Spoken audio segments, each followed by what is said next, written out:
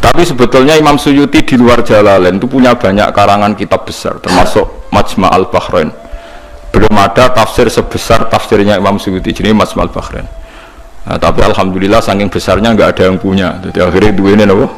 Jalalain. Selain regane jutaan, yes. Jalalain era paham, mau menemukan apa? Majma' al-Bahrain. Tapi sebetulnya bisa dinalar begini. Menurut mukaddimahnya tafsir At-Tabari begini komentar beliau itu. Wa minal abasi akan dianggap main-main dan tidak serius jika satu lafadz atau kalimah itu enggak difahami sama sekali oleh manusia. Karena normalnya Quran itu orang kafir pun paham. Nah, ini peringatan kanggo santri-santri sing ngaji teng mriki. Normalnya orang kafir pun itu paham Quran. Karena nanti orang kafir-kafir Mekah dan Madinah di antara kesalahan mereka adalah karena tidak mau angen-angen Quran. Loh, ketika Quran turun itu kan keadaan manusia dalam keadaan apa? Kafir. Ya, dalam keadaan apa? Kafir. Berarti mukhatabnya zaman itu kebanyakan ya orang apa? Kafir. Jika Quran itu asumsinya bisa difahami orang kafir karena pakai bahasa Arab dan mukhatabnya orang Arab, maka harus ada maknanya di luar maknal murad. Ya, harus ada maknanya meskipun di luar maknal murad, makna yang dikehendaki. Itu kula cocok. Gini mau niat ngaji Quran ya, jenengan kudu siap mikir serius. Aja men arep-arep janji swarga ancaman apa neraka. Contohnya ngeten ya. Kula contohno sing real teng hadis-hadis sahih. Walid niku musuh besar Nabi. Umar bin Khattab zaman niku nggih musuh besar sinten? Kanjeng Nabi. Terus ada Abu Lahab, ada Abu Jahal. Yang paling terkenal sastrawan Walid bin Mughirah, bapaknya Khalid, jadi Khalid bin Walid bin Mughirah. Nah, Abu Jahal jenenge Amr bin Hisham. Nah, lakopane Abdul Hakam bin sinten bin Hisham. Piyambake min Bani Makhzum. Niku ketika dengar Quran, niku komentare Walid, ma huwa bikalamil bashar. Ndak mungkin omongan manusia seurut itu. Sehingga Walid ketika disewa para penggede Quraisy untuk mendiskreditkan Quran dan menandingi apa yang dibawa Muhammad berupa Quran, Walid setelah mendengarkan Rasulullah dan dia tetap tidak iman tapi tetap komentar ma huwa bikalamil bashar, bahwa Quran itu tidak mungkin omongan Allah manusia atau karangan manusia. Sampai jadi asbab nuzul innahu fakkar wa qaddar faqutila kaifa qaddar summa qutila kaifa qaddar summa nadhar napa summa nadhar. Kemudian Walid itu berpikir enake ngomentari Quran iku apa ya summa nadhar. Bareng dipikir-pikir enake piye ngomentari Quran nadhara maknane mikir. Summa nadhar bareng dipikir-pikir gak tok summa abasa wa basar. Abasa merengkut serai nak kabeh ngomentari omongane Muhammad urwepot. Diarani omongane manusa aku luwih pinter iso nandingi. Nak tak arani wahyu ordere harus bilang itu ndak wahyu. Ordernya saya harus komentar itu ndak wahyu. Summa nazar, summa abasa wa basar. Akhirnya sesuai order. Summa tawalla napa? Wastakbar terus faqala in hadza ila sihri yusar. Wa sebenarnya dekne terus tawalla niku mengo wastakbar sombong. Akhirnya dia ngomentari in hadza illa sihru yusar in hadza illa qaulul bashar. Pertanyaannya seperti ini, kalau dari awal Quran itu salah menurut tatanan bahasa Arab, tentu mereka menyaingi itu gampang. Nyatanya ndak. Walhasil akhirnya mereka itu sampai nyewa wong sing ahli ngarang sastra nasar, disewa larang-larang jenenge Musailimah. Untuk semua Musailamah, semua Musailimah. Bareng disewa, ken nandingi beberapa ayat, iku mau iso saja bener, tapi tanpa kualitas makna. Saja bener, tapi tanpa kualitas nopo makna. Nak tengene Quran kan, wadhariyati dzarwa fal hamilati wa wikra fal jariyati isra fal muqassimati wa amra, misalnya kan urut itu. Sama-sama roh akhirnya dan ada kualitas makna napa wadzariyati dzarwa fal hamilati saterusé. Dene ora mau cerita wattokhinati tokhna demi perempuan sing nutu gabah wal khabizati khabza bariku terus gawe roti. Wes bareng ordere nyaingi alam nasroh laka sodrok ndekne ngarang ad-difta umat difta wa ma adraka bad-difta. Ora bener. Terus ordere meneh kon nyaingi alam taro kaifa fa'ala rabbuka biashabil fil. Ndekne nggih karangan al-filu mal fil wa ma adraka mal fil lahu khurtumun tawil wa dhailuhu qasir. Dadi kowe roh penggane wong wedok iku tukang nutu gandum, bariku terus gawe nopo roti. Kowe roh kodhok iku apa? Mergo pokoke butuhe iku akhire iku adif dak utawa matif dak. Mergo ini alam nasroh laka sadr. Nah, suwe-suwe wali itu muni ngene Abu Jahal barang. Kowe ku luwih stres timbang Muhammad. Muhammad stres iku Qur'ane iku isih apik ana maknane iku ora ana maknane. Mulane mangkel Musailimah iku mangkel ambek Abu Jahal mergo diorder tenan-tenan jebule dibalekno. Perkarane dianggap luwih gak napa? Gak mutu. Mulane Quran wani nantang kul fa'tu bi asyri suwarim mislihi napa muftariyat. Sebagian ayat kul fa'tu bi suratim min misli. Nah sak surat ra iso wis 10 wae bi asyri suwarim mislihi muftaroyatin. Nak dhewean ra iso ora apa-apa, wad'u man istata'tum min dunillah. Nak ra iso dhewean yo ngajak boleh. Nah, sehingga kata Imam Tobari ada beberapa riwayat dari Ibnu Abbas. Kira-kira begini, misalnya tosin atau hamim atau apa saja. Kira-kira begini kalau dalam dialek. Bahwa Quran ini terdiri dari bahasa Arab. Misalnya abatasa atau ABCD. Jadi kalau kita mau memberi penjelasan sama masyarakat atau sama murid, biasanya kan cerita, kalian harus menguasai huruf-huruf ini.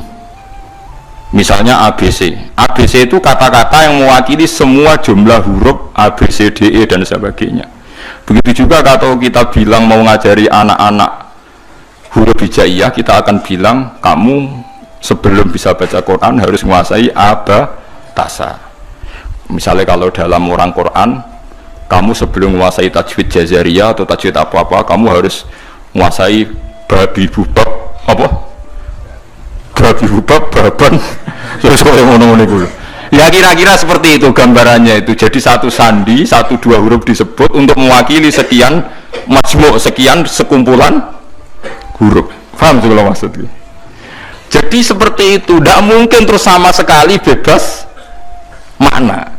Tapi tidak ada makna al-murad, artinya tidak ada makna al-murad terus tosin itu piye, sin piye terus dari dukun hekal ditulis, lah itu dukun kang ampun ngoten niku pun.